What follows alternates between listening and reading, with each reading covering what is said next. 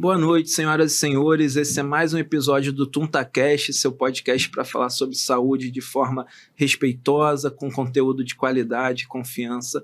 E hoje a gente vai falar sobre um tema que está super relacionado com a autoestima, tem um pouco de polêmica também, e a questão da autoimagem, que é a cirurgia plástica, principalmente para fins estéticos. Eu vou receber aqui uma cirurgiã plástica, a doutora Maria Fernanda Melman, e a psicóloga Renata Dawashi, que é a segunda vez que está aqui com a gente, para desfazer alguns tabus, esclarecer as dúvidas e falar sobre esse assunto que é tão relevante de forma clara para vocês, tá bom? Então vou apresentar aqui a doutora Maria Fernanda Melman, é cirurgiã plástica, ela é formada pela Universidade Federal do Rio de Janeiro, fez sua residência médica em cirurgia geral pela Universidade Federal Fluminense, aqui em Niterói, no estado do Rio de Janeiro, fez cirurgia plástica pelo Hospital Federal de Bom Sucesso, possui pós-graduação em reconstrução mamária no Instituto Fernandes Figueira e hoje exerce a cirurgia plástica de estética e reparadora, sempre em busca de resultados naturais. A Renata, né, segunda vez, espero que a gente tenha mais oportunidades também. Renata Dawashi é psicóloga formada pela Universidade Estadual do Rio de Janeiro, ela é especialista em psicologia clínica institucional pela mesma instituição e é mestre em psicologia social também pela UERJ. Atualmente é coordenadora da equipe de psicologia do Hospital Procardíaco aqui no Rio de Janeiro. Então, pessoal, primeiro, obrigado aí por aceitar o convite, né? E eu queria perguntar a vocês, assim, logo de cara, para a gente começar a conversar, vocês sentem que hoje a gente sofre muita pressão em busca ali para alcançar o corpo perfeito? O que vocês acham sobre isso? Pode começar qualquer uma das duas, fiquem à vontade. Primeiro, queria agradecer pelo convite, é um prazer, uma honra estar aqui participando com você, Renato, com você, Guilherme. Sem dúvida, né? A nossa sociedade, ela não é só o corpo perfeito, né? É uma pressão constante para ter a vida perfeita. A viagem perfeita, o carro perfeito, a bolsa perfeita, enfim, e por aí vai. E, sem dúvida, isso aí se reflete muito na parte da medicina, da área estética, né? E da cirurgia plástica. O que eu penso muito... Evidente que eu trabalho com isso, né? E eu acho ótimo a ciência, ela se desenvolver de forma que traga soluções para dores, né, de pacientes. E é muito bacana você ver isso e cada vez mais se disseminando e tudo mais. Mas o grande problema disso é que acaba ultrapassando certos limites. E a pergunta assim, que eu faço muito... que eu me faço muito quando eu estou à frente de uma paciente, que eu acho que entra um pouquinho na seara da Renata, primeiro, o que é o corpo perfeito, né? Porque o que é perfeito para mim pode não ser para você e pode não ser para quem está me olhando. E para quem, né? Para quem que está buscando essa perfeição. E aí que entra nesse mundo aí que se mistura muito com o dia a dia da cirurgia plástica, e eu acho muito, muito válido a gente conversar sobre isso. Legal. Que bom que você faz essas perguntas, eu acho importante. Acho que uma pressão estética, né, ela sempre existiu, né? Nos diferentes momentos históricos, a gente percebe que diferentes tipos de pressão estéticas houveram, né? Assim, no Renascimento, tem aquela coisa... Hoje em dia, ninguém quer ter barriguinha, mas era coisa que era tida como, né, um símbolo da fertilidade. Então, a gente vê que isso vai mudando ao longo do tempo, né? O que eu acho que hoje acontece é que a gente juntou a fome com a vontade de comer, assim, a gente juntou essa pressão que sempre houve, né, externa, de como, principalmente do corpo feminino, né, com uma hipersaturação de ofertas, né, de diferentes procedimentos, diferentes formas de você fazer com que, né, você possa ter uma mudança estética. E a gente toma isso, né, um procedimento que é um procedimento médico, que passa pela estética, mas é um procedimento médico, sério, que deve ser cuidadoso. A gente toma como mais um objeto de consumo, é o que você estava falando, né, Maria, o carro, E a estética também entra nessa seara, né? E a gente tem cada vez mais produtos. Eu acho que hoje a questão que mais me toca quando eu penso nessas questões é que se antes, né, alguns anos atrás, uma década atrás mais ou menos, assim, a gente pensaria que os procedimentos estéticos eles eram voltados para pessoas muito ricas, que, né, artistas, a gente associava isso. Hoje, qualquer um pode fazer um procedimento, assim, né? Qualquer um é um exagero. Mas, assim, é muito mais fácil da gente acessar, da gente consumir. E as redes sociais, elas também trazem isso como uma possibilidade, assim, né? O tempo todo. Então, a gente vê o tempo todo pessoas falando desses procedimentos. Então, isso também vai gerando uma demanda interna para dar conta dessa imposição externa, né? Então, acho que eu diria que as coisas estão mais ou menos nesse campo, para mim. Legal. Isso aí que você mencionou, né, Renata, eu acho que é super importante, assim. Tem seu lado, como tudo na vida, né? Tem seu lado positivo e negativo. Hoje, que bom que os procedimentos estéticos, a cirurgia plástica são mais acessíveis para a população em geral, porque é o que você falou, antigamente era uma coisa inalcançável, era atriz de Hollywood, atriz global, enfim, que tinha esses procedimentos, vamos supor. Vamos dizer assim. Mas, por outro lado, isso também caminhou para um certo exagero, de certa forma, e aí eu acho que um ponto, até a gente conversou em outros episódios, assim, que apesar de ser mais acessível, tem coisas que ainda não são acessíveis. Então a pessoa olha o artista, olha o atleta, e ele tem aquela pretensão de que ele vai ter o corpo, a gente vai abordar isso mais para frente, mas o corpo igual ao que ele viu na televisão. Só que tem diversas variáveis ali. Tem o próprio corpo, que é de cada um, tem a questão genética, tem a questão que na maioria das vezes essas pessoas que a gente coloca ali como alvo de atingir aquela estética são pessoas que trabalham para aquilo, então é toda uma vida regrada e enviesada para aquilo, coisas que nós, meros mortais, é mais complexo, né? Mas legal, acho que já é um ponto de partida. E aí eu queria perguntar, doutora Maria Fernanda, mais assim, uma curiosidade mesmo, o que você percebeu na sua experiência e também conversando com cirurgiões plásticos de outras gerações e tal, que mais mudou no perfil dos pacientes que vão ao consultório, né, de cirurgia plástica nos últimos anos? Assim, o que você acha? Sem dúvida, a resposta são as redes sociais, né? Pelo fato de atualmente as redes sociais não serem mais só sociais, né? Elas são redes comerciais e diversos serviços funcionam através das redes. Então, o paciente, óbvio, como você falou, tem um lado positivo, não só a acessibilidade, mas tem acesso à informação propriamente dita, informação de qualidade. O paciente pode pesquisar profissionais que sejam confiáveis, que tenham coerência no que falam. E aí que entra essa questão do acessível, o que é o acesso, né? Às vezes tem aquelas loucuras que a gente ouve falar das pessoas que querem aquilo a todo custo e partem para aquelas coisas meio duvidosas. Mas é isso, o paciente ele chega informado. Mas, ao mesmo tempo, ele chega já com uma postura de certas cobranças, como se ele tivesse indo comprar um produto específico. Quando a gente fala de cirurgia plástica, é medicina e não é uma ciência exata. Então, a gente tem que tomar muito cuidado com essa questão. É um paciente que já te cobra determinadas proposições, determinados resultados em última análise, o que, para mim, é uma coisa que pega muito. Eu avalio muito isso numa primeira consulta, qual que é a expectativa do paciente, o que aquela paciente está buscando lá naquela consulta, porque essa ideia de como se a gente fosse ao cabeleireiro, eu quero hoje sair com o meu cabelo curto, com a cirurgia plástica não pode ser assim. E, infelizmente, como é visto como um produto, é movida por um desejo da paciente, infelizmente, acaba se tendo muito essa visão.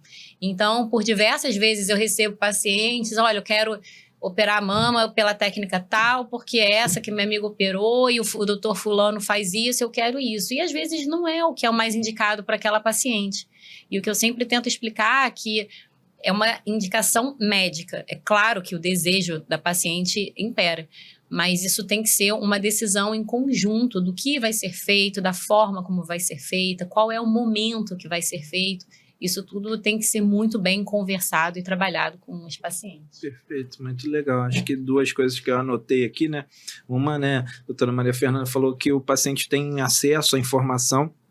E aí, esse é um dos motivos do podcast, do nosso podcast, exatamente que essa informação seja de um lugar confiável, com pessoas confiáveis, porque a informação, a gente tem um monte por aí e não necessariamente é confiável. Eu recebo de pacientes, assim, enxurrada toda semana, doutor, o que você acha disso? E de fake news, tipo, falando contra estatina, contra uma série de coisas aí relacionadas ao que eu trabalho, né?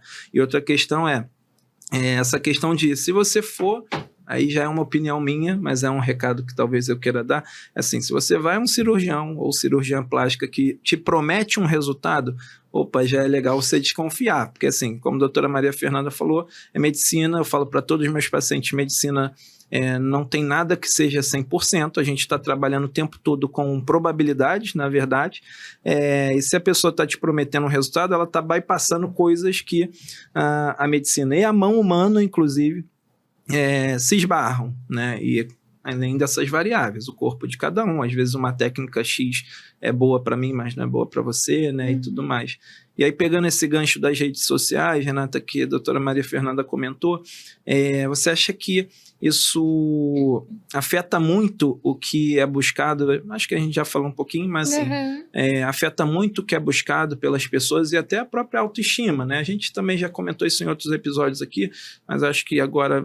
uma pergunta mais direta, como é que a rede social pode afetar a autoestima de alguém, até uma interferência psicológica, emocional mesmo? Eu achei interessante, assim, você falar isso, né, Maria, porque isso era uma coisa até que eu ia perguntar pra você, assim, porque eu acho que hoje ser profissional de saúde é você receber alguém que já vem com todo um saber sobre o que você tá fazendo, né? Então, também é difícil que o paciente, seja no consultório psicológico, cardiológico, da cirurgia plástica, ele já não venha com uma série de demandas, de diagnósticos de si mesmo, né? Quantas vezes eu recebo alguém que fala, eu sou, e aí se diz o que é, e aí, bom... eu acho que as redes sociais, elas são uma grande vitrine, né? Assim, se em algum momento, ali no início das redes sociais, a doutora Maria Fernanda também falou isso, né? De ser menos social e mais comercial hoje, né? Se em algum momento ali tinha uma função social, né? Da gente pegar o que acontece na realidade e transpor ali na rede social e criar laços, enfim, etc. Hoje eu acho que a gente faz até um movimento meio contrário, assim, né? As bordas dessa, né, do que difere, o que é real e o que a gente está ali construindo como uma imagem, fica tudo muito manchado um pelo outro, né? Então, a gente vê que são grandes vitrines, onde a gente está sempre exposto a essa ideia de uma perfeição, né? E é claro que isso vai sempre gerar alguma questão na gente, porque... fundamentalmente, a maior verdade que nós temos é que a gente não é perfeito, né? Que as coisas perecem, a gente envelhece, a gente tem uma certa decadência ao longo da vida que faz parte da vida, né? E como que a gente vai lidar com isso é o que vai ditar um pouco os caminhos que a gente vai seguir, né? E como a gente vai poder lidar com as grandes questões que nos cercam, que tem a ver com a imagem, que tem a ver com a nossa possibilidade de morte, que tem a ver com tudo isso que gera medo, gera angústia, gera ansiedade, né? E as redes sociais contribuem altamente para vender uma imagem que não fecha, no final das contas, para ninguém, né? Assim, e a grande... eu acho que, assim, a grande coisa que elas trazem é o ponto da comparação. Sem dúvida. Porque é natural que você, olhando a pessoa que você julga, o corpo perfeito para você vai se comparar e você fala, não, eu quero. E aí... você vai e faz uma cirurgia e você olha, poxa, mas não ficou igual. Não vai ficar igual, porque às vezes é um outro biotipo, é um outro tipo de corpo, de pele, de tudo. Então, assim, eu acho que a grande pedra do sapato dessa história toda é a bendita da comparação. E essa possibilidade de uma proximidade com esse objeto que é comparado, né? Porque era isso que a gente tava falando antes, né? Antes era atriz de Hollywood, atriz de Hollywood eu nunca vou ser, né? Mas assim, a fulana da esquina que fez um procedimento tal e ficou de uma forma X, isso Se eu consigo fazer, assim, né? Se ela conseguiu... Se ela conseguiu, eu também consigo. E aí eu queria te perguntar, Renata, até puxando esse gancho, até que ponto, então, essa questão, esse objetivo, entre aspas, estético mesmo, e essa busca por uma melhora da autoestima, até que ponto, porque isso é uma linha muito tênue, né? Até que ponto isso é saudável, vamos dizer assim? Até na sua experiência mesmo, com certeza você deve ter pacientes que têm, né, alguma questão da questão estética, ou até que foi submetido a uma cirurgia plástica e não soube lidar muito bem com o resultado. O que você pode trazer pra gente aí sobre isso? Em relação à autoestima, né? Tá. Aí agora eu acho que eu tenho que entrar em umas coisas mais psicológicas pra poder responder isso. Perfeito. Mas um detalhe, todo mundo tem que entender, porque é claro. complexo, né? Não, assim, eu acho que quando a gente pensa em autoestima, em geral a gente pensa nessa ideia do amor próprio, do cultivo de si, assim, né? E é claro que passa por aí, né? Mas quando a gente pensa em autoestima, a gente precisa pensar que é muito menos um amor incondicional a si mesmo, porque isso a gente não vai alcançar, não somos perfeitos. Acho que de todos os mandamentos da Bíblia, amar ao próximo como ama a si mesmo é o mais difícil, né? Porque não tem como. Mas acho que se eu pudesse dizer alguma coisa sobre a autoestima, eu diria que é a gente não se conformar, nem aceitar incondicionalmente, mas a gente suportar as nossas falhas, assim, aquilo que não vai bem, assim, nossos defeitos, assim, porque que eu ia entrar mais psicologicamente, é que a nossa imagem, ela é uma imagem formada na alienação, ou seja, a gente depende do olhar do outro para formar a nossa imagem. Tem como eu falei para vocês, num episódio passado, né, que eu participei, eu sou orientada pela psicanálise, né? Quando a gente pensa na formação do eu, na psicanálise, da autoimagem, a gente pensa no que o Lacan chama de estágio do espelho, que eu vou explicar muito simplificadamente, tá? Psicanalistas não me matem. Mas é basicamente uma história que ele conta, em que o bebê se olha no espelho, e aí, quando ele se olha no espelho, ele não acha que é ele mesmo, ele acha que é outro bebê. Então, ele precisa que um adulto, alguém, né, chega e diga, esse é você. No mesmo tempo que essa imagem se forma do eu, né, que é a nossa imagem que a gente concebe na nossa cabeça do que a gente se forma no que a gente vê, no olhar do outro e nessa diferença. Então, a nossa imagem nunca é uma imagem perfeita de si mesma, apesar da gente se fundar nisso. É importante que isso aconteça. Mas ela sempre vai ter uma certa falha. E tudo, né, quando a gente pensa na psicologia, que é do campo do imaginário, ou seja, do campo das imagens, né, comporta essa falha, entendeu?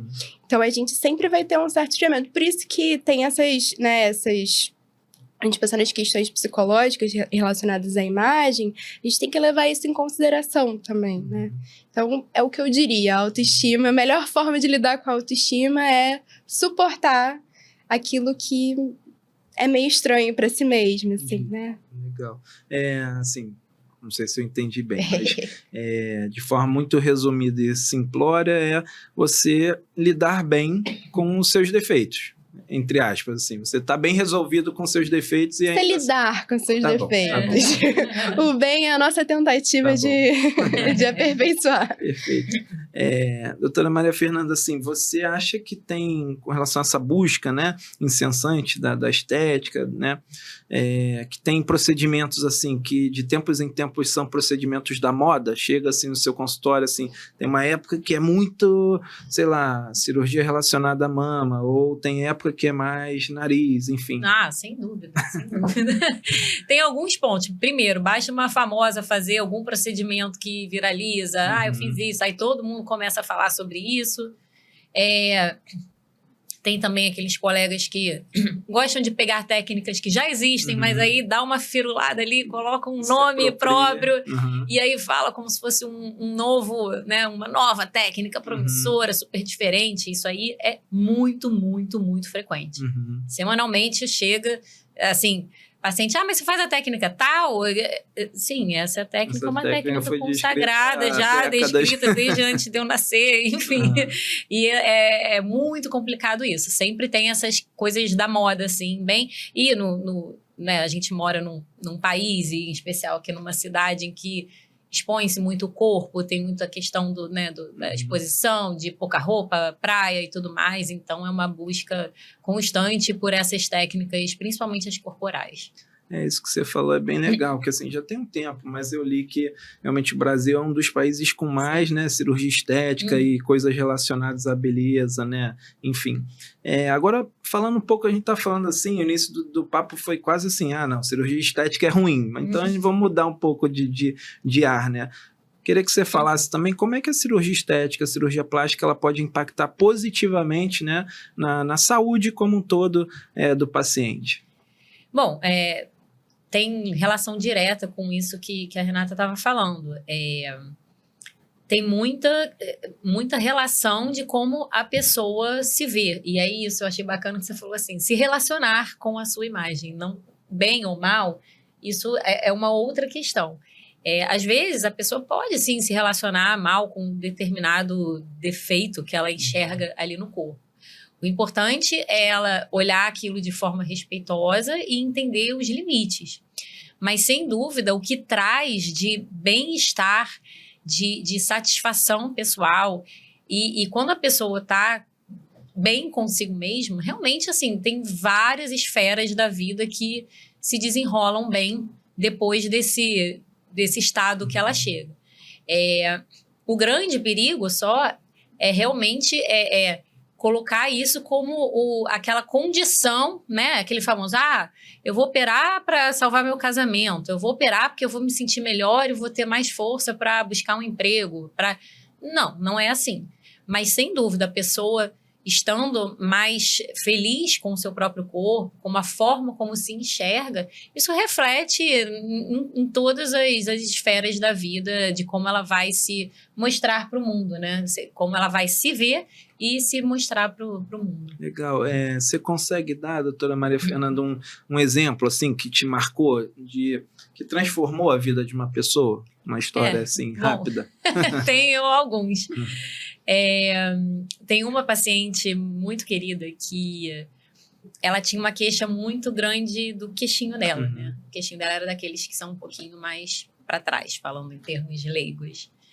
E aí a gente fez uma cirurgia que, na verdade, o nome que se fala é perfiloplastia. A gente colocou um implante de mento e, paralelamente, ela tinha o nariz um pouquinho, né, proeminente, o dorso, a gente abaixou um pouquinho, então é aquela coisa do perfil. E aí, eu conversei muito com ela no pré-operatório que essas cirurgias que mudam muito o rosto, no pós-operatório imediato e recente, às vezes tem uma questão muito grande que o paciente se olha no espelho e não se reconhece mesmo. E tem um choque. E aí ela me enviou um vídeo, eu acho que, 2 semanas depois, talvez, do pós-operatório, chorando, falando assim, eu sei que eu quis isso a minha vida inteira, eu sei que eu fiz o que eu vou ficar feliz, mas nesse momento eu não consigo me olhar e não sou eu tô me sentindo muito esquisita, me ajuda. E aí eu conversei muito com ela, por acaso a gente tinha amigas em comum, e aí todas elas conversaram, e coisa de, eu acho que uns 2 meses depois, a gente se encontrou num casamento. E aí ela era outra pessoa, assim, ela estava radiante, e ela estava, assim, dizendo para mim como que... ela falando assim, gente, olha aquele meu vídeo, assim, eu não consigo... Gente, mas eu estava ótima, era isso que eu queria, mas era isso, né? A questão de como a pessoa se vê e como depois ela virou um outro astral, assim. Legal. É incrível, isso é uma coisa muito gratificante, poder proporcionar isso. Muito legal. E para uma pessoa que teve... E aí que é importante essa conversa antes sempre, né? Ela teve até a calma. Se ela me mandou no vídeo, eu sei que está acontecendo o que você falou que ia acontecer, mas está acontecendo, eu não estou me vendo. Legal. É incrível. E essa conversa que você falou do pré-operatório é super importante, que a gente não tem como medir o quão vai ser essa reação posterior, né? E aí eu acho que outro ponto importante é essa história que você contou, a importância de uma equipe multidisciplinar para a cirurgia plástica, né? Assim, talvez essa paciente, se fosse uma coisa mais intensa, ia ser importante o acompanhamento ali do psicólogo, enfim, uma equipe multidisciplinar. E aí, puxando também para esse lado, assim, Renata, polêmica essa pergunta, né? Procedimentos estéticos, na sua experiência, assim, baseada em ciência mesmo, eles podem resolver questões assim psicológicas, inseguranças profundas? Ou vou até dar já uma facilidade, ou é só mais um artefato para facilitar esse caminho? O que você acha? Eu acho que na psicologia a gente nunca é muito categórico, né? Nunca é muito sim ou não, né? Mas assim, né? Você perguntou questões psicológicas profundas, né? Inseguranças profundas. Eu diria que não. Primeiro, porque é isso, como eu falei para vocês, né? Tem a imagem de fora e tem a imagem que a gente concebe dentro, né? E quando a gente percebe essa questão muito intensa de uma disforia, de algo mais grave, assim, que mexe com a nossa imagem corporal, não vai ser esse o trabalho que vai... Isso pode, né, dar um certo conforto, isso pode melhorar diversos tipos de insegurança. Mas a questão fundamental, ela precisa ser tratada como subjetiva. Se ela é uma questão subjetiva, ela precisa ser tratada subjetivamente, né? Então, a cirurgia plástica, ela pode entrar para ter um certo alinhamento ali de alguma expectativa, pode ter um lugar muito importante, né? A minha maior experiência, assim, com cirurgia plástica são com 2 tipos de paciente que talvez sejam os maiores beneficiados de cirurgia plástica, que são pessoas trans, né? Então, muitas cirurgias de feminização, né? E, né, mulheres que têm que fazer reconstrução de mama, né? Após um câncer. Então, veja, né? O que isso pode fazer com uma pessoa, né? Mas, ao mesmo tempo, não vem sem esse acompanhamento, né? Não pode vir sem... E que não necessariamente precisa ser, né, no consultório psicológico. Acho que esse tipo de conversa, né, que você faz, Maria Fernanda, ele é muito importante, assim, né? Porque, primeiro, estava pensando aqui quando... Agora eu não lembro se eu falei, mas agora eu vou falar de novo. Talvez eu me repita. Mas acho que a gente, enquanto profissional de saúde, se a gente promete qualquer coisa, eu já não confio muito, assim. Porque a gente não tem como prometer exatamente, né, os resultados do nosso trabalho. A gente tem uma expectativa, é claro, né, do que a gente está fazendo. A gente tenta fazer um trabalho sempre correto, alinhado ao que a gente estuda, as nossas teorias que nos embasam. Mas ele não é uma garantia. A gente não consegue garantir nada na saúde, né? Aliás, em nada também, mas na saúde, então... então, acho que esse tipo de conversa, ou então na percepção de alguma questão mais complexa ali, isso é muito importante, né? Porque quando a gente mexe com a nossa imagem, a gente mexe com essas duas. Então, até a nossa mente, entre aspas, né, se ajustar a essa nova imagem, isso é um trabalho psíquico que a gente precisa fazer, né? E tem casos, né, que eu já acompanhei também, né, de pacientes que têm um comprometimento psíquico grave, né, no caso de uma psicose, de uma esquizofrenia, que um procedimento estético pode abrir um surto, por exemplo, né? Então, são coisas que a gente precisa ali ter muita cautela no que a gente está propondo. São essas conversas que a gente vai também sentindo, analisando o que vem por trás desse pedido, o que a pessoa quer, de fato, com esse procedimento. Consertar um casamento? Então, não. Nenhum procedimento no mundo vai consertar um casamento, né? Então, a gente tem que levar tudo isso em consideração. Eu diria que não, mas eu diria que pode ajudar em alguns momentos também, né? Sendo bem psicóloga aqui. E eu também falo muito isso. Às vezes, recebo paciente que fala que, às vezes, tem algum transtorno de ansiedade, depressivo, e não trata. E eu sempre bato nessa tecla. Olha, assim, tudo bem, você pode ter indicação de operar, seja lá o que for, podemos operar, mas esse não é o momento para você operar. Porque, justamente, é só você tentar essa história que eu acabei de contar. O pós-operatório, a forma como a pessoa se vê, a pessoa pode acordar e falar, nossa, eu amei, eu tô muito feliz, ou ela pode realmente ir para um buraco. Então, eu sempre falo, olha, calma lá, você vai tratar a sua depressão, vai ajustar a medicação, psicoterapia, tudo isso, e depois você volta, porque não dá, né? A cirurgia e alguma instabilidade dessa parte psíquica não combinam. Legal.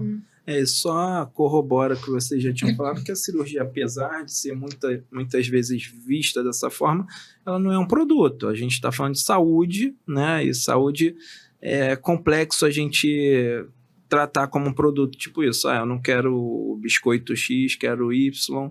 E como vocês falaram, acho que isso é um tema importante. Assim, isso pode ser o peteleco para descompensar tanto uma questão psicológica, psiquiátrica, mas até, e depois vou fazer perguntas sobre isso, mas até uma condição também clínica que está ali por trás, mal resolvida, né? E às vezes a pessoa está com tanta ânsia de mudar alguma coisa estética ali que ignora, tipo isso, uma depressão, uma doença cardiológica, às vezes até, assim, sei de casos que até esconde do cirurgião plástico, enfim, é complexo. E Renata comentou uma coisa, né, sobre cirurgias reparadoras, eu acho que, assim, isso caminha lado a lado, cirurgia estética com cirurgia reparadora, e eu acho que é um dos grandes benefícios a gente associar essa questão estética com a reparação, pacientes que sofreram alguma deformidade pós, né, acidente, ou nasceram com alguma deformidade, ou foram submetidos a algum tratamento médico. Aí eu ia perguntar à doutora Maria Fernanda, assim, óbvio que caminham lado a lado, mas existe uma diferença, vamos dizer assim, sobre cirurgia reparadora e cirurgia estética? Existe isso ou não? São coisas que, obviamente, caminham juntas, assim. Assim, em termos de definição, né, a cirurgia reparadora, ela vai reparar alguma hipo ou infuncionalidade do paciente, né? Vai devolver alguma coisa que ele perdeu, vai consertar alguma coisa que não está funcionando. Mas é claro que, como você falou, assim, até às vezes, mesmo para fins burocráticos, frente a plano de saúde, sempre fica muito nessa questão. O que é estética, o que é reparadora? É claro que a cirurgia reparadora, ela tem um cunho estético muito grande e a recíproca é verdadeira. A pergunta mesmo que você fez em relação a isso é da diferença mesmo entre as duas. Existe mesmo. E assim, a manifestação da relação com a cirurgia também é muito diferente entre o perfil do paciente da cirurgia reparadora e o perfil do paciente da cirurgia estética. Principalmente quando a gente fala de reconstruções pós-câncer, retirada de lesões, né? Diferentes lesões de pele, acidentes, deformidades, a forma como os pacientes se relacionam com isso é bastante diferente com os pacientes da cirurgia estética. E eu sempre falo que, não é porque você nasceu com essa deformidade que você tem que colocar na cabeça, o que melhorar tá bom, porque, olha, eu nasci assim, então eu tenho que estar feliz porque eu consigo melhorar, porque eu tô... Não é isso, a pessoa tem direito a ter suas questões estéticas relacionadas àquela deformidade.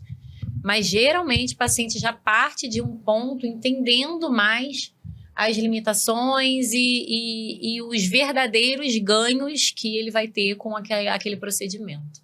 Perfeito. No próximo bloco, agora eu ia perguntar assim, a questão de alinhar realmente isso, né? Expectativa e realidade antes de uma cirurgia. Aí eu ia continuar te perguntando assim, quais são as suas experiências e expectativas mais irreais que você recebe no consultório? Acho que a gente já deu até alguns exemplos, mas o que você poderia pontuar até para quem estiver ouvindo a gente? O que costuma ser mais irreal assim, no consultório? A pessoa chega com uma demanda X ali para você. Bom, tem de tudo, né? Mas assim, eu diria que eu acho que o perfil de pacientes que mais chega com expectativas irreais são as pacientes que passaram por um emagrecimento robusto, seja por, hoje em dia, né, as canetas emagrecedoras ou principalmente as pacientes de pós-cirurgia bariátrica. Muitas delas têm o que a gente chama de dismorfofobia, né? É uma relação de se ver de uma forma diferente.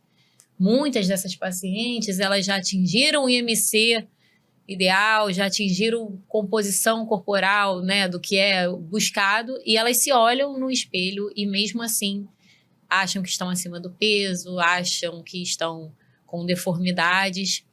E aí, muitas das vezes, elas chegam buscando resultados que, como eu falei lá atrás, a gente sempre tem que ver qual é o perfil. Se você pega uma paciente que nunca na vida teve um sobrepeso significativo, que sempre manteve hábitos saudáveis, que não se expôs muito ao sol ao longo da vida, que tem uma pele que a gente fala com qualidade boa, o resultado estético de uma lipoaspiração numa paciente dessa vai ser totalmente diferente de uma paciente num pós-operatório, de uma cirurgia bariátrica. O comportamento da pele, a distribuição do corpo é totalmente diferente. Então, consequentemente, os resultados serão diferentes. E se isso não for muito bem conversado, isso vale para todas, né? Mas, assim, em especial, esse grupo, eu percebo bastante essa demanda por expectativas que elas não vão ter nem comigo, nem com outros cirurgiões. Isso infelizmente, acontece muito. E aí eu acho que existe um lugar que o papel do profissional é fundamental, né? Porque às vezes essa paciente ela não foi bem orientada antes, ela não, assim, não explicaram para ela de fato como que seria. Então a pessoa chega com aquilo, com o que ela tem de parâmetro. E aí, até baseado nisso, já teve episódios, assim, existem episódios que você contraindica a cirurgia estética porque a pessoa chegou com uma expectativa irreal, assim, porque isso também é complexo, né? Chega, não, eu quero tal coisa, mas não vou fazer. Você não tem indicação, ou não pode, ou o risco de você ter um resultado muito pior, ou qualquer coisa assim. Sem dúvida. Hoje em dia, todos os congressos, inclusive, sempre pegam, assim, né, os grandes destaques catedráticos, assim, para falar sobre determinado tema de cirurgia tal. Geralmente o título é Os casos que me arrependi de ter feito, as pacientes que eu gostaria de não ter feito, né?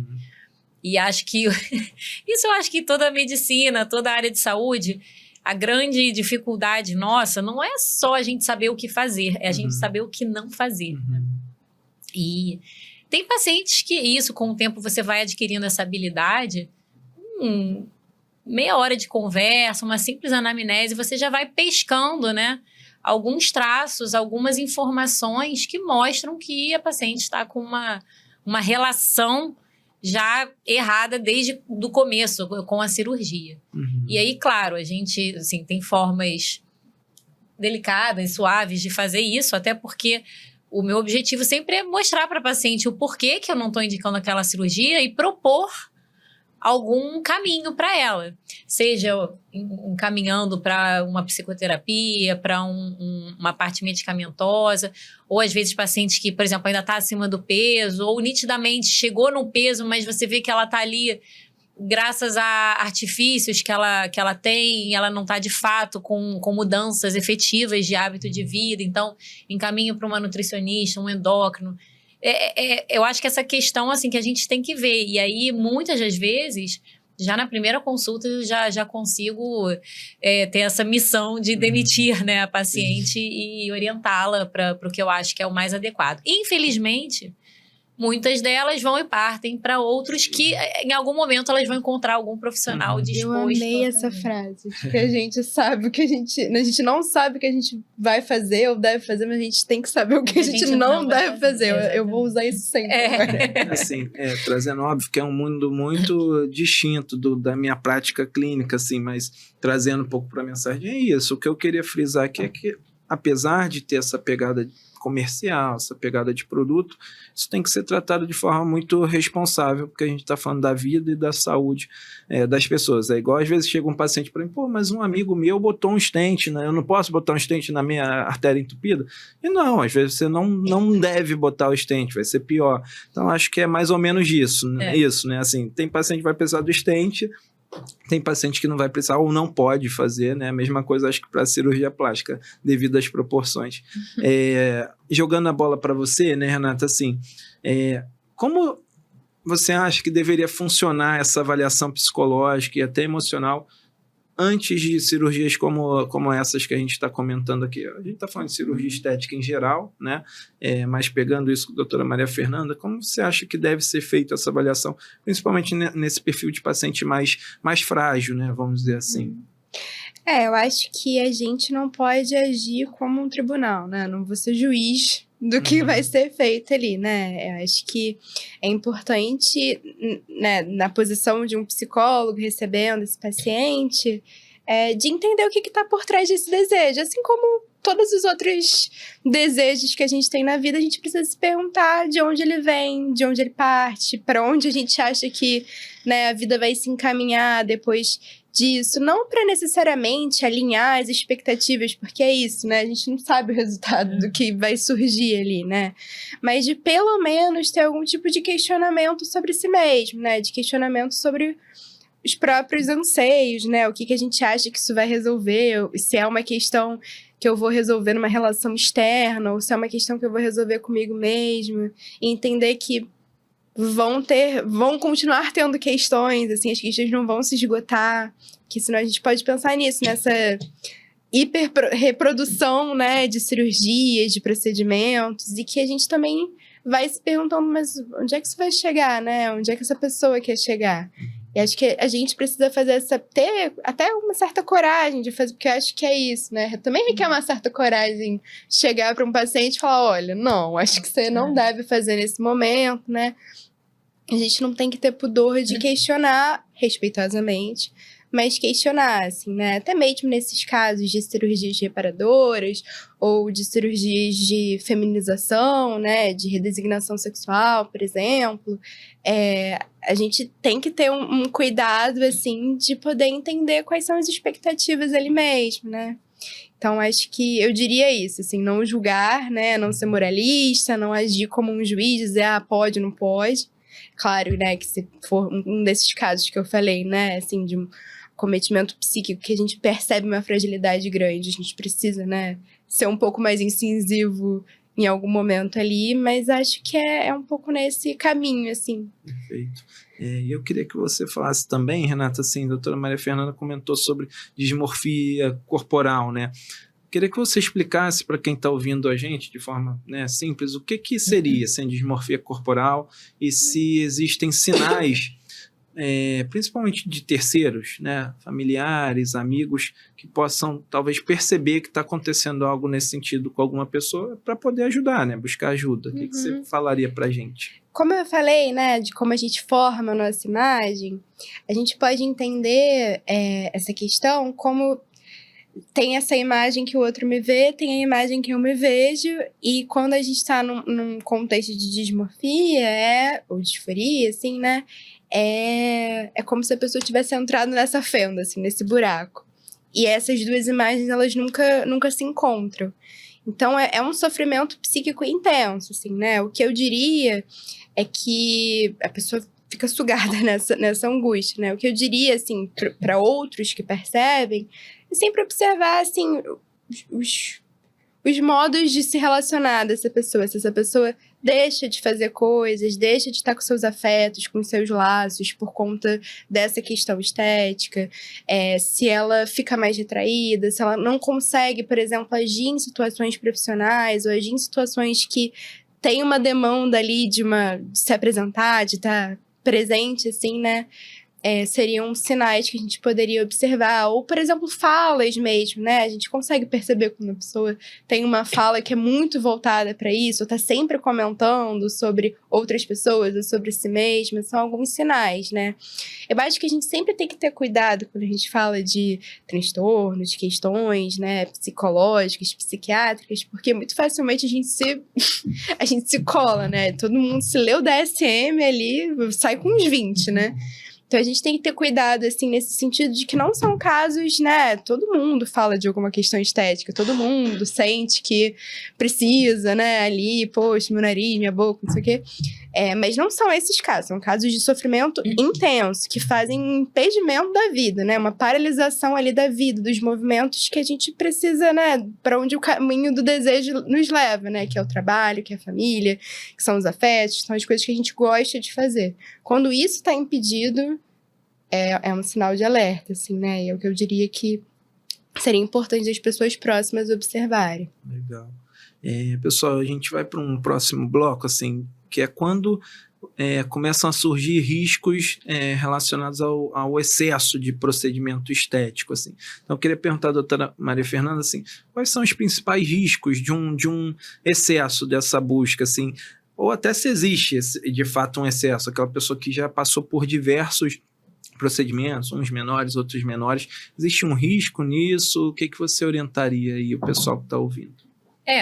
Em termos, assim, uma coisa importante, a gente tem que lembrar que sempre uma reoperação, uma cirurgia secundária, ela sempre é potencialmente mais cheia de percalços, de possíveis complicações. Então, por exemplo, existem aquelas pacientes que já operaram as mamas 1, 2, 3, 4 vezes. E aí, às vezes, assim, a gente olha, tá com um ótimo resultado, mas de alguma forma ela ainda tá insatisfeita com aquilo e ela quer melhorar. E o bom é inimigo do ótimo, né? Isso é uma máxima na cirurgia. Porque chega uma hora que você fazer várias abordagens tem mais chance de complicações e aí sim proporcionar uma deformidade. O mesmo vale para lipoaspiração secundária, rinoplastia secundária. Então, assim, a reincidência reincidência daquela cirurgia é muito perigosa. E quando a gente fala daquela típica paciente que se queixa, né, desde da sobrancelha até o dedo do pé, que é isso que você estava falando, é claro que se a gente ir lá sozinho, sem roupa, de frente para o espelho. Procura o que você acha que está imperfeito, o que você queria. Talvez se liste 10, 15, 20 coisas que você... eu mudaria isso, eu mudaria aquilo. Só que são aquelas situações que... é só porque eu estou aqui falando, mas eu estou vivendo bem com isso não está atrapalhando o meu dia a dia e tudo mais. O problema é que, às vezes, tem pessoas que buscam múltiplos procedimentos. E não é pelo procedimento do risco, do procedimento em si, mas é porque vai virando uma bola de neve e, com o tempo, não é raro às vezes, isso vale muito até também não só para os procedimentos cirúrgicos, mas também os procedimentos que a gente chama de ancilares, né? Preenchimento, botox, todos esses procedimentos que a gente faz em face, que com o tempo a pessoa vai perdendo até seus traços. A gente olha em determinadas, né, sei lá, na rede social, você vai numa festa, vai em determinados ambientes, tem todo mundo a mesma cara. As expressões, o perfil étnico das pessoas vai se perdendo, né? E tem muito essa coisa de botar isso, e a pessoa vai fazendo, como não sou mais feliz do jeito que eu tô, eu preciso daquilo para ser feliz e seguir minha vida, né? Então é perigoso. Aqui tem vários pontos que eu gostaria de falar. Assim, primeiro, você passou, acho que perto disso, mas veio na minha cabeça, sim, doutora Maria Fernanda. Primeiro até com aquela facilidade que a gente comentou lá no início, né? Eu que trabalho em serviço de emergência também, então vejo isso quase diariamente. Antes de você fazer qualquer procedimento, né, seja ele qual for, mas aqui a gente está falando de procedimento estético, o ideal é que você busque um profissional habilitado, né, e até busque se aquela profissão também está habilitada a fazer, porque não é incomum a gente pegar paciente que fez um preenchimento, fez um botox, tem alguns que eu não sei nem o que é, assim, eu tenho que perguntar o que é isso, assim. E não é incomum a gente pegar paciente com complicações e complicações graves porque fez um procedimento X ou Y numa clínica que era mais barato ou num profissional que, enfim, bombava na rede social e não era capacitado. Então isso é um alerta que eu queria deixar aqui para quem está ouvindo, porque em todos os episódios eu falo assim, você tem que buscar quem é esse profissional que está fazendo e se ele está gabaritado para fazer ou para escrever o que ele está se propondo. A outra coisa que eu queria comentar e aí talvez a doutora Maria Fernanda vai brigar comigo, mas assim, cirurgia plástica, principalmente o cardiologista, óbvio que tem os procedimentos de menor risco, menor porte, mas assim, todo procedimento que você vai fazer, né, ainda mais de médio porte, grande porte, ele tem que passar por um risco cirúrgico. E não é incomum alguns pacientes realizarem um procedimento que, por exemplo, você precisa de uma internação num CTI depois, e não, às vezes interna num quarto ou vai embora no mesmo dia. Então, assim, antes de você ser submetido a um procedimento cirúrgico, o ideal é você fazer seu risco cirúrgico, avaliar sua idade, suas comorbidades, o porte daquela cirurgia, e aí, numa conversa do cirurgião com o clínico, o cardiologista, o anestesiologista, ser combinado o que vai ser necessário pré, né, durante e pós, e até o perfil de alocação que esse paciente vai ser internado. Por exemplo, você até me corrige, né, se eu estiver errado, mas, por exemplo, uma cirurgia de abdominoplastia, por exemplo, é uma cirurgia que é considerada de moderado a grande porte, e não é incomum o pessoal menosprezar, né? Esse paciente, muitas vezes, ele pode complicar com coisas sérias, então é relevante que ele esteja fazendo esse procedimento num hospital que tenha suporte para uma possível complicação, embora na maioria das vezes vai ocorrer tudo bem, mas ele tem que estar preparado, né? A gente já viu aí nos jornais diversas tragédias decorrentes disso, assim. Enfim, eram esses recados que eu queria deixar. Sim, super válido. E aí eu ia perguntar a vocês, a doutora Maria Fernanda também passou por isso, assim, existe, isso é um desconhecimento meu mesmo, mas é uma sensação que eu tenho do que você está falando. Às vezes a gente vê um perfil de pessoas que ela faz uma coisinha aqui, aí depois faz outra, e depois faz outra, e ela vai fazendo uma sequência, e aí talvez Renata vai saber explicar melhor, mas como se ela não tivesse nunca satisfeita, na verdade. Então, assim, existe vício em procedimento estético, eu posso chamar assim? O que vocês acham sobre isso, assim? Eu não sei se eu chamaria de vício, né? Eu acho que tá na ordem de uma certa compulsão, assim, mas eu acho que entra nessa seara das compulsões de um consumo, né? Assim, é como se você dissesse, eu tô com fome. Todo dia alguém vai lá e te mostra um hambúrguer do McDonald's. Não pode falar, não sei se pode. Eu vou pagar um mês pro McDonald's. Não, mentira. Mas... Burger King, dá uma misturada. Não, tem que diversificar, né? Mas é isso, né? Assim, todos os dias a gente, nessa comparação, né, gente? Isso tudo que a gente trouxe, né? A gente tá o tempo todo se atentando para os nossos defeitos, para aquilo que a gente não tem, para aquilo que falta pra gente. E, ao mesmo tempo, tem todo um mercado que diz, olha, tá faltando, mas eu tenho aqui a resposta para você, a gente pode resolver dessa forma. Cada vez mais a gente vai atrás disso, né? A questão é que, como a gente tem falado, assim, né, aqui, que uma hora o efeito esse efeito, né, do pós, que você se sente bem, isso, como tudo, né, pode ser efêmero, isso pode passar. E aí, bom, a gente tem a necessidade de fazer um novo procedimento e fazer uma nova correção, que sempre vai ter alguma, né? Nós somos seres fundamentalmente, estruturalmente insatisfeitos, né? Isso é bom, porque se a gente estivesse totalmente satisfeito na vida, a gente ia ter que parar, né? Não precisava fazer mais nada, né? A gente descansa quando é o descanso final, assim. Antes disso, a gente precisa se movimentar na vida. A insatisfação, ela leva a gente para os lugares. Só que, como eu disse antes, né? A gente precisa se questionar o que está fazendo a gente ir para esses lugares, né? E achar nessas soluções as respostas das nossas insatisfações. Porque se elas sempre vão estar lá, talvez a gente precise também investir em outras coisas, né? A gente estava falando de autoestima antes, eu fiquei pensando nisso aqui, que eu podia ter falado isso, mas vou falar agora. Que a gente liga muito a autoestima à nossa imagem, né? O que a gente mostra. Mas a autoestima pode estar ligada a tantas outras coisas da gente, né? Outros cultivos de si, né? Então, eu falei isso da outra vez, né? Eu gosto muito de literatura. Poxa, então eu vou ler pra caramba, eu vou me sentir muito bem porque eu tô lendo, eu vou fazer um esporte porque eu gosto, porque me interessa. As coisas que nos mobilizam, né? Elas são muito importantes pra gente construir também. A nossa imagem também é formada por esses pequenos detalhes, esses pequenos tracinhos de quem formam quem a gente é, a nossa subjetividade, a nossa personalidade, enfim. Perfeito. E aí, assim, ainda continuando nisso, assim, o que você poderia falar pro pessoal que esse excesso, quando a gente acha que excesso pode estar escondendo ali de forma mais profunda?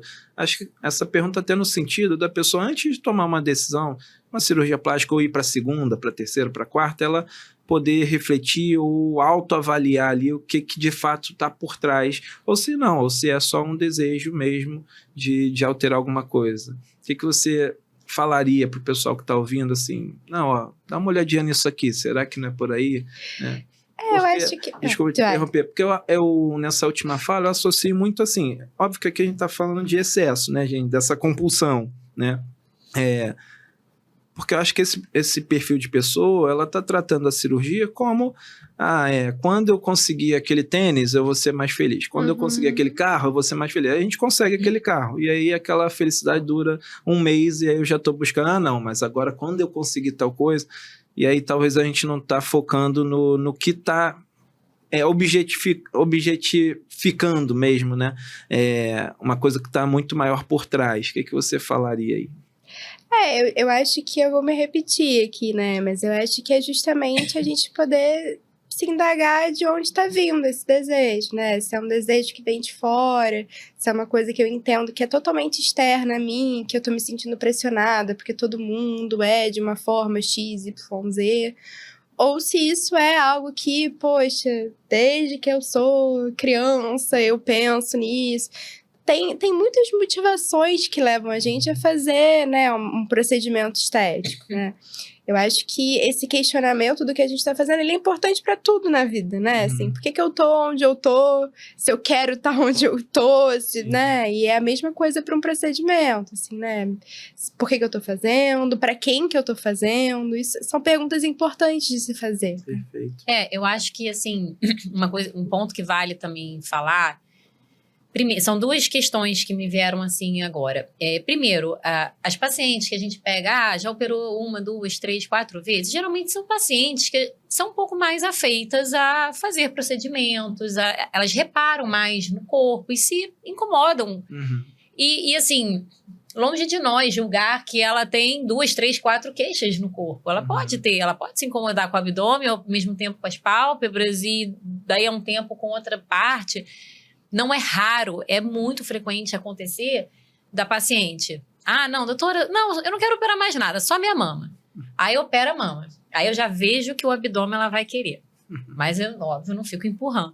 Aí daí 6 meses, nossa, eu não sabia que meu abdômen estava assim, tá me incomodando muito. Então, mas é porque o nosso cérebro vai e olha para o que está gritando ali. Então ela tem a primeira queixa. E aí depois, resolvendo aquela queixa, ela acaba, às vezes, percebendo outras. É um fenômeno natural acontecer isso e muitas das vezes a gente entende que realmente tem indicação de fazer a mama e o abdômen. Ela só não percebeu que isso era logo de cara, né, indicação completa. E outro ponto também, que eu acho válido a gente comentar, é que tem as queixas relacionadas a diferentes momentos da vida. E a gente tem que ser muito atento a isso. Não é? E aí você estava falando dessa questão de risco cirúrgico. Às vezes eu recebo pacientes um pouquinho mais idosas que falam assim, não, doutora, eu nunca fiz nada. Quase que como se tivesse assim, olha, tem um título aqui, eu nunca fiz nada, agora eu tenho direito. E aí, assim, a minha pálpebra está me incomodando muito, a minha face, né, que isso é muito frequente em pacientes mais idosos. Meus filhos acham que isso é besteira e tal. Mas, poxa... Se aquela senhora que esteja lá com seus 60, 70 anos, tem uma condição cardiológica que, né, que é claro que isso tudo a gente tem que ser bem amparado e tal, tem uma condição cardiológica que sustente, que possa colocá-la, né, fazer esse procedimento sem colocá-la em risco, por que diminuir essa queixa? Porque ela, já tá vovó? Não, ela tem direito até essa vaidade e aquela que, nunca operei, sim, porque até então ela não tinha essa flacidez naquela região que a incomodava e agora incomoda. E a gente também tem que observar para o momento da vida. Que aí, às vezes, existem as pacientes muito jovens que querem operar face. Não é agora. E aí são aqueles determinados pontos que a gente tem para perceber e entender a queixa, né, a dor dos pacientes. Não, perfeito. Isso é legal, assim, porque a gente falou muito de risco, né, de uma avaliação mais profunda, tudo mais, mas em nenhum momento a gente tá aqui tentando, na verdade, julgando, né? Eu acho que, assim, se isso vai fazer bem para a saúde em geral, para o contexto, a pessoa vai se sentir mais feliz, enfim, vai até se sentir mais. Às vezes, uma cirurgia plástica é o suficiente para a pessoa se sentir mais animada para ir praticar exercício físico, por exemplo, ou até facilitar, né? Enfim, então a gente não está demonizando de jeito nenhum. Não, acho que isso a gente está com a cirurgia plástica aqui, né? A gente não está demonizando. Mas, assim, eu acho que é isso. Eu vou aqui para o nosso último bloco. Esse último bloco é basicamente mitos e verdades. A gente às vezes faz essa brincadeirinha aqui nos episódios. Em poucas perguntas eu vou deixar vocês falarem um pouco mais, mas basicamente é mito ou verdade, tá? Então, difícil para mim. Para você, hoje a maioria das perguntas acaba sendo para Maria Fernanda, mas aqui vai para você pode falar um pouquinho mais. Então, doutora Maria Fernanda, eu tenho que ler aqui porque eu fui escrevendo. Quem faz cirurgia sempre quer fazer outras? Mito ou verdade? Verdade. Verdade? Sempre quer fazer? Nem sempre, nem nunca, mas né? Em algum momento tem o risco grande parte. Porque assim, eu imagino que a pessoa descubra até um novo mundo, gosta do resultado, em algum momento ela vai lembrar, acho que aqui também... E é o que eu sempre falo, assim, né? Não existe cirurgia com resultado vitalício. Então, dependendo da idade que você for operar aquela determinada região, com o tempo, tudo cai, tudo vai ganhando flacidez, vai sofrendo os efeitos, né, do envelhecimento. Então, assim, às vezes a gente pega uma menina nova que tem as mamas muito grandes, vamos operar as mamas. Eu sempre falo, olha, muito provavelmente ao longo da vida você vai operar novamente. E aí é isso que eu tinha falado, assim, a pessoa que faz uma vez, ela já percebe aquela melhoria, o que de bom trouxe aquilo. Então, assim, ela já fica realmente mais afeita a fazer isso num outro momento. Que você estava falando, que veio na minha cabeça, ver se faz sentido assim. Às vezes a pessoa mexeu, sei lá, a mulher mexeu nas mamas. E aí, aquilo mudou, de certa forma, o resto da composição corporal dela. Então, isso às vezes realça alguma outra coisa que ela não percebia, né? Então, assim, o próprio conjunto uma coisa não mudou combina um pouquinho, com a outra, né? E aí ela tem que dar uma ajustada. Eu acho que quando a gente também lança a mão de algum recurso na vida, a gente aprende que a gente pode lançar, a gente retorna ele. É mais fácil, óbvio. Isso com quando tudo. a experiência é positiva, né? Por isso que é importante a boa indicação, né? Perfeito. Agora para você, Renata, assim, a gente já respondeu isso, mas para reforçar, cirurgia plástica resolve baixa autoestima? É só mito ou verdade? Só mito ou verdade. Se resolve, então vou dizer que é mito. Mito. A gente comentou, pode ser uma ferramenta. Claro, né? É algo que a gente pode se fazer valer, né? Mas se isso não vier com um trabalho subjetivo junto, Perfeito. Aquilo ali vai estar presente. Doutora Maria Fernanda, existe idade ideal para fazer procedimentos? Sempre falo que não. Sempre tem que ser criterioso, né? Óbvio que não podemos cometer loucuras de excessos de muito novos ou muito idosos. Existem, sim, pacientes jovens que têm alterações corporais na face, que isso impacta muito no desenvolvimento, né? Principalmente adolescência, a questão da pessoa com o seu corpo em relação ao meio. Então, é um momento muito importante, né? Que a gente tem que ser bem valorizar mesmo, entender a dor daquele jovem, daquele adolescente.